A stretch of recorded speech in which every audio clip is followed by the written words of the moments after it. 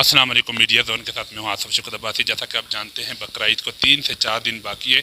لیکن آج کا ہمارا جو پروگرام ہے نماز عید کس طریقے سے ادا کرنی ہے۔ ہم اکثر دیکھتے ہیں عیدگاہ کے اندر کہ ہمارے ہی مسلمان بھائی بزرگ نوجوان نماز عید ادا کرتے وقت نماز کے اندر ہوتے ہیں کہ ایک دوسرے کی طرف دیکھتے ہیں۔ تو آج ہمارے ساتھ موجود ہے مفتی امان اللہ عباسی صاحب۔ جانتے ہیں کہ نماز عید کا طریقہ کیا آسان طریقہ۔ السلام علیکم۔ وعلیکم السلام ورحمۃ اللہ وبرکاتہ۔ نماز عید کا آسان طریقہ بتا دیں تاکہ دنیا بھر سے جو لوگ دیکھنے والے انہیں فائدہ ہو جائے۔ نماز عید کا جو طریقہ ہے آسان پریکٹیکلی جسے آپ کہہ سکتے ہیں، وہ یہ ہے کہ سب سے پہلے جب ہم عید کے لیے مسجد میں آتے ہیں اور امام جب کھڑا ہو جاتا ہے تقریر کرنے کے بعد باقاعدہ جماعت کے لیے کھڑا ہوتا ہے،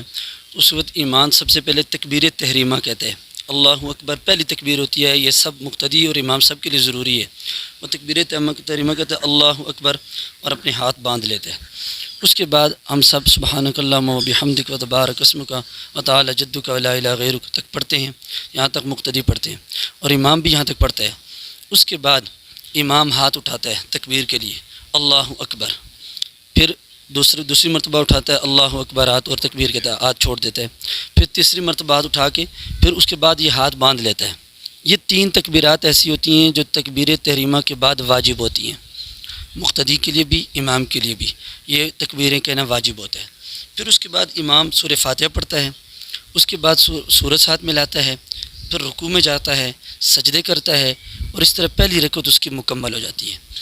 اب دوسری رکعت کے لیے امام کھڑا ہوگا، سورہ فاتحہ مقتدی نے کچھ نہیں پڑھنا، یہاں پر امام سورہ فاتحہ پڑھے گا اور اس کے ساتھ سورت ملائے گا۔ سورت ملانے کے بعد رکوع میں جانے سے پہلے دوسری رکعت میں امام پھر 3 مرتبہ تکبیرات کہے گا۔ اس کے لیے یہ ہے کہ ہاتھ اٹھانے ہیں، یعنی آپ نے ہاتھ باندھے ہوں گے، اس کے بعد فوراً سے ہاتھ آپ نے اٹھا لینے ہیں۔ ہاتھ اٹھا کر کانوں تک آپ نے ہاتھ چھوڑ دینے پہلی مرتبہ، دوسری مرتبہ تکبیر کہے گا پھر ہاتھ چھوڑ دینے ہیں، تیسری مرتبہ تکبیر کہے گا پھر ہاتھ کانوں تک اٹھا کر چھوڑ دینے ہیں،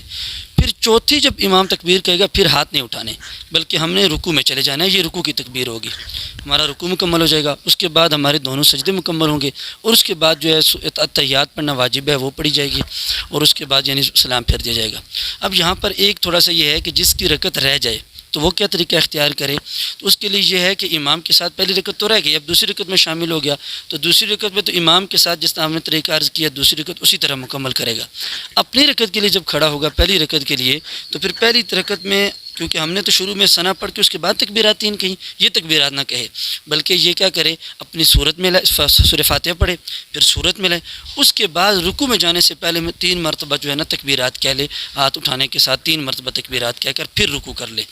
اس لیے کہ تکبیرات کے درمیان میں کم از کم یعنی قرأت ہونی چاہیے، تو اس نے تو رکوع میں بھی تکبیرات کہی تھی امام کے ساتھ، اب اپنی تکبیرات شروع میں اگر کہہ دے تو پھر تکبیرات کے درمیان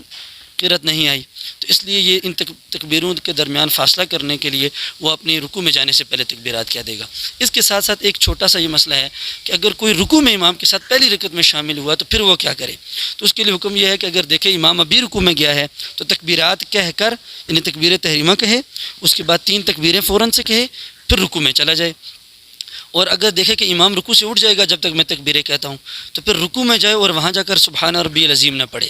بلکہ 3 مرتبہ تکبیر کہے اللہ اکبر اللہ اکبر اللہ اکبر، ہاتھ اٹھائے بغیر، اور پھر اپنے قومے میں امام کے ساتھ کھڑا ہو جائے اور اس طرح یہ اپنی رکعت مکمل کر لے۔ تو یہ عید کا مختصر سا طریقہ ہے، اس کو خود بھی سمجھنا چاہیے، دوسروں کو بھی سمجھانا چاہیے اور اسی کے مطابق ہی اس پر عمل کرنا چاہیے تاکہ ہماری عید کی جو نماز سال میں 2 مرتبہ آتی ہے وہ اچھے سے تاکہ ادا ہو جائے۔ ناظرین ہمارے ساتھ موجود تھے مفتی امان اللہ عباسی صاحب۔